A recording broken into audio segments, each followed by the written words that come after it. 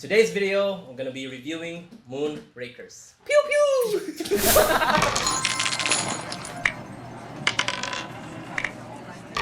Hello everyone, we're Fiddl, where we fiddle around the table because that's what we enjoy doing. And today, we're gonna be reviewing Moonrakers, which is a game about mercenaries fighting for their place in the galaxy. Designed by Max Anderson, Zach Dixon, and Austin Harrison, artist by Lunar Saloon, and published by Ivy Studio. Today, we're joined with fellow fiddlers. Hi, I'm Mark with a K.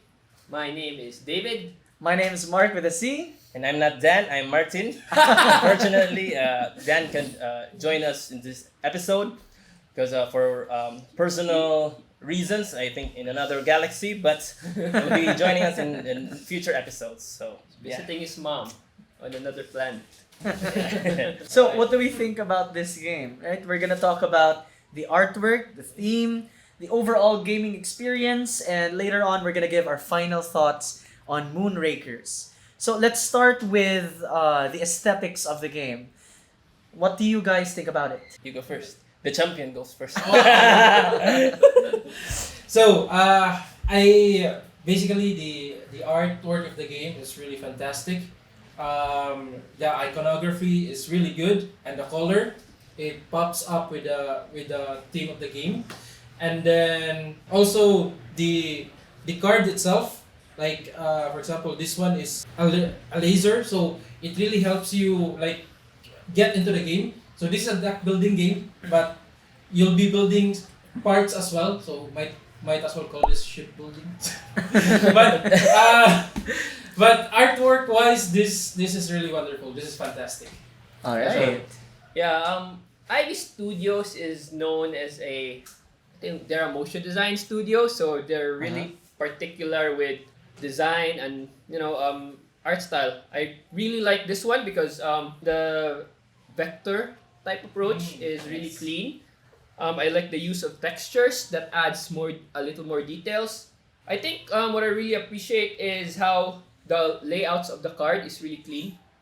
Yeah, that's true. It's true. It's easy to read, Yeah. even though the typeface or fonts are small. It's still readable. I don't know if for people who has bad eyesight, like Yeah. me, I guess, but I can still read them. But I don't know for others. So yeah.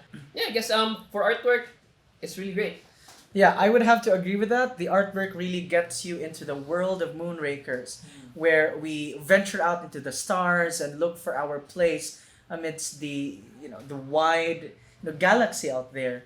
Because when you think about it, here in Moonrakers, we are like the Ravagers from Guardians of the Galaxy. Are you familiar with that? Yeah. Yeah. We're like mercenaries, and we go on missions. We negotiate in order to find our place. And when you look at the art, it really reflects that. So you can see that in the crew, for example. I like how each crew has their individual personalities. There's some robots out there. There's some humans, but there's also some animal and humanoid figures, right? Even Which is quite interesting. This circular shape, like a Death Star. I think that's a cyborg or something. But really, it gives this impression that there's so many races and so many people out there in the wide galaxy which you could join in missions, or you could invite as part of your crew. And when it comes to ship parts, for example, I like how the names really give me the impression of what that part is for, and the art really reflects that as well, right? So yeah, for me, artwork wise, this game is really good. I agree to that. For me, it's a really beautiful artwork. As you can see from this, what do you call this? Player board. Yeah, the player board. I think is this called matte? This kind of Yeah, color. I think Yeah. so. It's really nice. It's not too much that hurts to your eyes. It's really beautiful that they did. I think it's like a darker blue to this one, and then it's if you can see that it's really beautiful. Yes. And then it's also easy to read, as what you mentioned, that the requirements here are large enough so you can read, and also the points and the coins that you'll receive, the rewards, which is very nice. And I really appreciate the artwork that they did with this. The components, though, it's not too fancy or luxurious with these spaceships. Unless you have the upgrades. Yes, unless you have the upgrades, but yeah, it's it's okay. It's bearable. But the coins, though, they have really good details. But that's an upgrade, though. Because of the upgrade, yeah, the coins, the detail of it is very wonderful. It's really nice to fiddle while you're playing. It gives you the feeling that you're really buying the ship parts. Hence the coin. It looks really great. Yeah, the coins here are quite unique. I like how the coins look like, unlike in other games. Mhm. And that's true when you talk about the symbology of the cards and even in the other parts of the game like the player boards and stuff, it's quite easy to understand and to really get into. So I have to commend them for giving the extra mile to do the iconography of this or the color of this game. For example, you're gonna play a reactor, the blue cards that one.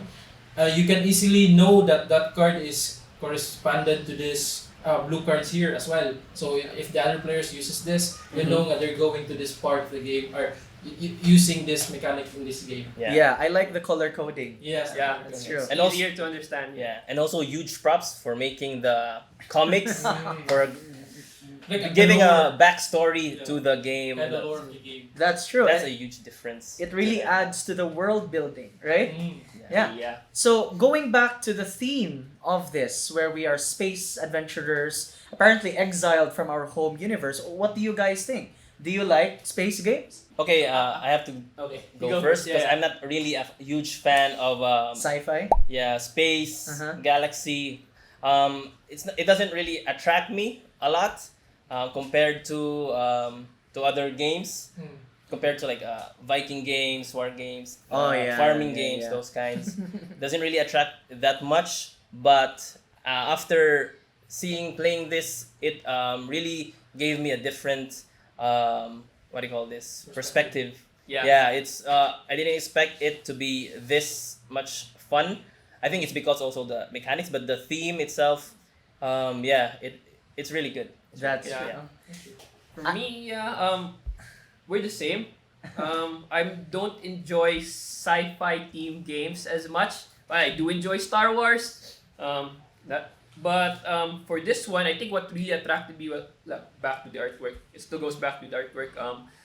It goes back to IB Studios for their eye for details. And overall, I think for me, how do you explain it? Like the artwork Speaks to the theme. speaks to the it Pulls you. pulls you in, Yeah, It pulls you in. Cold even though, you into the even though you're not into sci-fi Uh-huh. type games, it kind of pulls you in because of the artwork, and that's a big win. I'm a sci-fi nerd, so Oh. I like sci-fi games or space games in general. So usually in space games or games that the themes are space, the artwork is what it goes too chaotic. Chaotic, yes. But in this game, they actually uses a minimalistic approach. So like you just see the iconography and the colors really pops, and then there's artwork but less what they call it, they lessen it, but it still is beautiful. So for team wise, I love this game. Yeah, I have to agree with that. I am a space nerd as well. Okay. Like, there's lots of games in my collection that's about space. I've played Nemesis. I've played Dune Imperium. There's so many sci-fi games in my collection, and I am really happy with Moonrakers being one of the games that I have. Because different from those games, for example, like in Nemesis, where it's more of survival horror, more like Aliens, right? Except it's not Aliens. More than that, this game takes a different approach where you are spacefarers and you really feel the gameplay and the theme because we are lost in the universe in this game, right? We're trying to find our place in the universe. And so by negotiating our way, by going for contracts, missions, it really speaks of that theme of being a spacefarer, a space adventurer. And the betrayals as well, right? I mean, like, what kind of adventure doesn't have a good betrayal story? Yeah, so that's why I really like the theme of, what it's trying to do here, trying Yeah. to negotiate, trying to backstab, and eventually winning your way into the galaxy. So yeah. So how about in terms of the setup? What do you guys think? I think that the setup here is quite minimal, right? I Yes. think I was able to Minimal, set it yeah. up in 20 minutes. Yeah, less than yeah. 20 Less than, minutes. yeah. Actually, the board as well help you with the setup. So That's true. It's labeled, for example, the armory. You can put the vault, which means the money here, and the other like ship parts. You put Uh-huh. the ship parts here. So the board as well helps you with the setup to be fast. It's quite intuitive, right? Yeah. Yes, that's the word. That's true. What else? What else do you want to add? Yeah, I kind of want to agree. It took us about like less than 30 minutes to be exact to learn Yeah, even with everything. the- yeah, that's true. Because Learning. you Fast. basically only have two options to take. Yeah, and it's very easy to learn. I didn't expect it to be that quick and easy, and yeah, it's also very nice for this to be like a gateway for Yes. into space And sci-fi, deck building yeah, and Yeah, man that kind of game. management, Yeah, that it made me want to rethink like playing Dune, terraforming Mars, those kinds of themes. So yeah. So I would agree with that. The game is not too complex, and I think that's something that it's common among different Ivy Studio games. So we talk about Mythic Mischief, for example, or what's their other Veiled game? Fate. Veiled Fate, yeah. Fractured Sky, Fractured even, Sky. which is coming next year, right? Yeah. If you watch the gameplay, it's not too complicated, but it doesn't mean that you won't have a good time, right? Yeah. There's definitely a good time here. But when you factor in the expansions, it does become a little bit complex, but not too complex that it becomes, a headache, for Headache. example. Yeah. Yeah. So definitely, the core gameplay loop, the gameplay, it's quite okay. You could get people into this game even though they're not too familiar with the hobby. Yeah. Okay. And yeah, I like deck building. I like deciding what cards to buy, what cards to, trash and discard. So yeah, I like my overall gaming experience when it comes to this. Yeah. It's easy. Yeah. Like you guys said, it's easy to learn. Even it's a good gateway game for other people. Uh-huh. Though it's easy to learn, but there's still strategic depth into Yeah, it. there's nuance Yeah. to it. Yeah. That's true. Then also, I think even though you only have two options to play during your turn, there's also that tendency that it what do you call this? A player's turn would take a while. Oh yeah, Yeah. yeah. There's That's large downtime. Downtime, yeah, because you have to decide which contract you need to pick, then decide which cards would be perfect for that, and then at the same time you need to look at the market and what to do next. You really need to plan out your turn, basically. Yes. Yeah. But overall, it's a nice game. It's a good game. It's a good game. Yeah. This game is my only caveat to this game is this is like most negotiation game. This Uh-huh. is group dependent. Ah, yeah, So, that's true.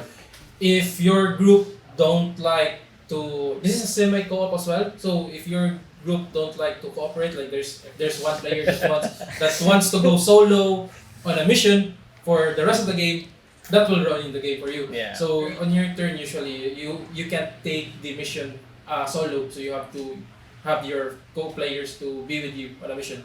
So for this to work, usually you have to have the right group. That's true. Yeah, Or it's the true. right crew. Or the It's right ship crew. Because Yeah. tendency is if you play it with players that are really introverted, really silent, Yes. I think they might not enjoy the game because Yeah. there's a lot of table talk. Yeah. There's a lot of table talk. Good table talk. Definitely. There's a lot of deal making, a lot of deal breaking, right? Yeah. So you really have to consider the players when you play Yeah. this. That's true. Uh, So if you don't like games like Chinatown or Catan. games like Nemesis Or- where there's a semi-co-op element. yeah. Rival restaurants. Yeah, or Dead of Winter even, maybe Yeah. this is not for This you. is not for you. Yeah. Pero overall, I really like the feel of the gameplay, but there are some few caveats as well. Okay, and one of the things I could add on to that is that sometimes when you go through the game and you accomplish certain objectives, sometimes your objectives can be a bit random. Some objectives Yes. are easier to accomplish. Even the contracts. Are Yeah, and even so the random. contracts. Yeah. So The contracts sometimes they might appear very hard where you can't do it alone. Sometimes there are contracts which are easier, but it isn't really the contract that you need at the time, especially if it's late game. So there is some randomness to that, which for me might be affecting gameplay a bit. So yeah, aside from that one, there might be some ship parts and crew as well who are powerful. So I don't know. We haven't gone through all of the ship parts and crew, but definitely there are some parts and crew that you would go for instead of others. So that's also something that you need to consider. What else can you add to that? You haven't, Adam. I mean, this is a sabotaging game. I Which mean, what that's you another did. thing Which that what you have you to did. consider as well. You need to learn when is the right time to sabotage. That's true. When Other to people. cooperate. I think that's where the fun is Yeah. actually The for the critical game. moment. That's true. Yeah, it still goes back to the right group of players Yeah. that you play this with. If they're really quiet, don't know how to negotiate, Mm-mm. then probably they'll have a hard time Yeah. winning This game. the game. Yeah. Yeah, I agree with David and Mark that as someone who loves games with interaction, like Unmatch, Yeah. Catan, Chinatown, rival restaurants, it's really for me it's really fun when there is that kind of mechanic where you interact and then you kind of bluff or not, whether team up with the person, Or have not. these negotiations or not, yeah, achieve their goal or not. Sometimes it's really fun for me. So yeah, that's why I think this game is for me is yeah, I think it's perfect for me. Yeah, but the negotiation does get slower as people get higher on Higher, points, yeah. right? Yeah. Depends. Yeah. Depends on depends on you. I mean, the winning condition is the first player to get 10, 10 points. points. Yeah. Every time you achieve a contract, you get either 1 to 3 points. Nah, there's contracts with 4 or 5. There's contract with 4 or 5. Yeah. And it depends on the negotiation. You can actually distribute those rewards Yeah. to different players, who join you achieve that Yeah. contract. So getting points is a little bit harder, even though the contract has 4 points in it. Mm.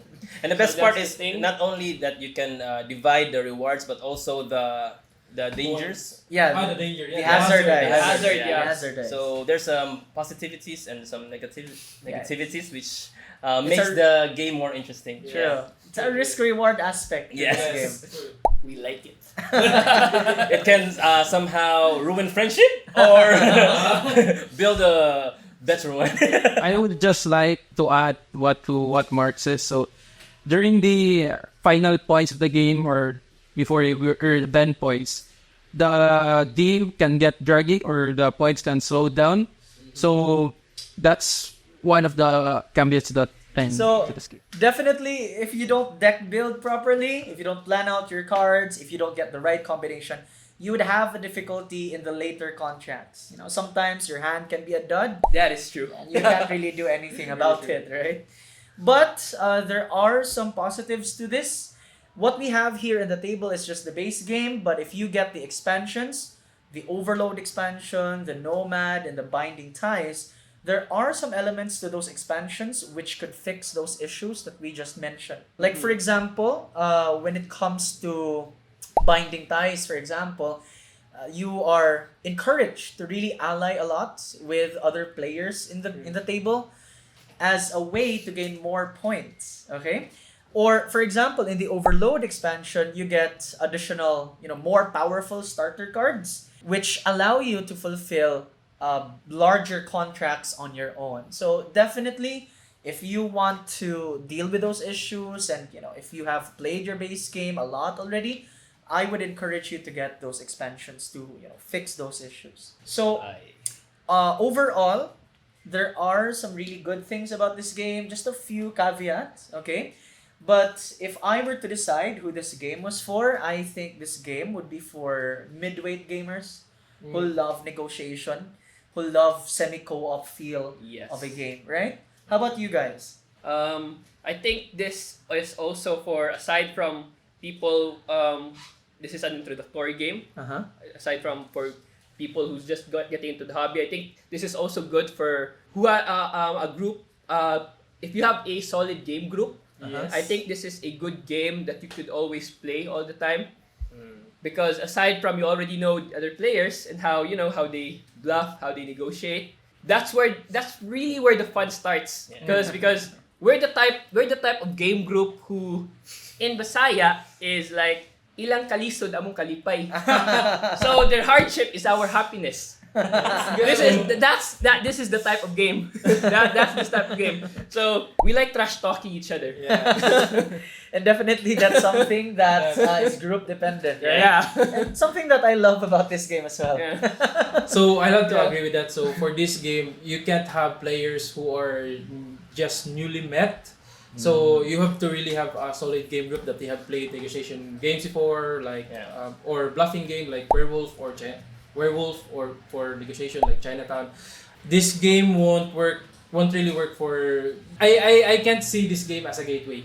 So I'm sorry, but this can be a midweight game. For gateway, it's really hard to understand, especially for people new to board games. I mean, they can try, but the negotiation aspect where I can help you and then you gain these points. Yeah. Yeah. That is also Usually- I think I would agree with that. Yeah. Yeah, usually with new players, I'll gain this point for myself. For myself, so why will I help you? So those kind of questions might confuse people, especially for new players. That's So true. that's just my take to this game. Yeah, and for me, I think this is for anyone, as long as you're introvert. You're not introvert or not introvert. not Yeah, introvert. not introvert. Because But extroverted. if you're an introvert, I think you won't enjoy this if you're just planning to accomplish all the missions yourself. So yeah, Quite You're gonna have It's hard quite, times. yeah. So yeah, that's But this is a good game to turn those introverts into Into- extroverts. Yeah. Depends on their character to accept all those, bluffing, all those sabotaging, all Yeah. those betrayals. Yeah. That's Uh, it. So everyone is welcome. Just try this game. Yeah. I definitely try this game for people who have tried, Betrayal at Thousand Veil or things like Dead of Winter, where Dead they're of- more yeah. comfortable with betrayal. Yeah. Yeah, so that it doesn't leave a Friendship bad breaking taste game. Yeah. in their mouth. Yeah. Yeah. So I think when it comes to shelf life, how many times I would get this out to the table? Well, I think I could get this out 4 to 5 times a year. So that's quite reasonable, especially given the volume of my collection. Yes. Yeah. So yeah, I think it is a worthy investment, especially if you have a shorter time to meet and you want something Yeah. that's related to negotiation that doesn't last very long, right? Yeah, I kind of have to agree with that. If you have agree to all of you. If you just have the right game group, Yes. then yeah, I see this getting out of the shelf and playing it. Especially when you're in the mood to sabotage someone else. So like, If you're in the mood for trash Yeah, talking, this is the yeah, game. yeah. This is one of those games. So, final ratings? What do you guys think? So for me, this game is a 3.8. So I love the theme of the game, the artwork of the game, also the negotiation part of the game. But again, just falls short on the maybe this is as Mark said, this is fixed on the expansion. But for now, for example, before scoring 10 points, it might slow down. That's a huge fall for me, or a no for me. And it's, for example, if I don't have the right people, so I usually play with my wife. If I don't see my wife enjoying this kind of game, so that's why I score it 3.8. Alright. Okay. I think for me it's gonna be a 4, but depending on my succeeding plays, it might go less True. or go higher. I know that some of the caveats are gonna be fixed on the expansion, but I think I'm a designer myself, so the only reason why I'm giving this a 4 is really the design, the aesthetic. Yeah. But for gameplay, yeah, I think I still give it a 4. Both artwork and gameplay is a 4. Wait, artwork 5. Gameplay 4. Yes. That's my final rating. And Alright. gameplay would, depending on succeeding plays, would go up or go less. So there's separate score for artwork. That's for me though, that's for me. Artwork Just for this video. For this video. For me, I'm gonna rate it 4.8 as based on the interaction. It's the game that I really enjoy most with the interaction. I don't really mind winning or losing. I just like the experience overall. Yeah. I played not to win. I just play to experience the Oh. yeah, and to make sure. So it's the fourth place. That's the fourth place. And make sure. Who almost won, by the way. Almost, but Basically, I just one play and make sure that everyone is having a hard time winning. So, yeah, that's it for me. And then it's not a 5 because I don't see this playing with my wife as well. As it's not really a good 2-player game, but it's also depending on your game group. So that's why. But overall, I'm really enjoying it, and yeah, I love to see everyone having a hard time winning. So We're gonna get this guy. For me, I would rate this a 3.5 base game alone. Definitely, there were high moments, but definitely there were also moments where the game kept on dragging on, Yeah. right? Especially in the later parts. So maybe when we get to play with more expansions and get to have more repeat plays, that rating might be higher than 3.5. So we'll see. Okay, I got the Titan edition, so we will get to the other expansions in a future video. yes. So if you've made it this far in the video, thank you for watching. We hope this video was really helpful for you guys. And if you have any questions, please feel free to comment them down below and we'll do our best to get back to you. Lastly, if you wish to see more videos like this, or from us in the future, hit that follow button. And thank you so much. Bye. Can get dragging.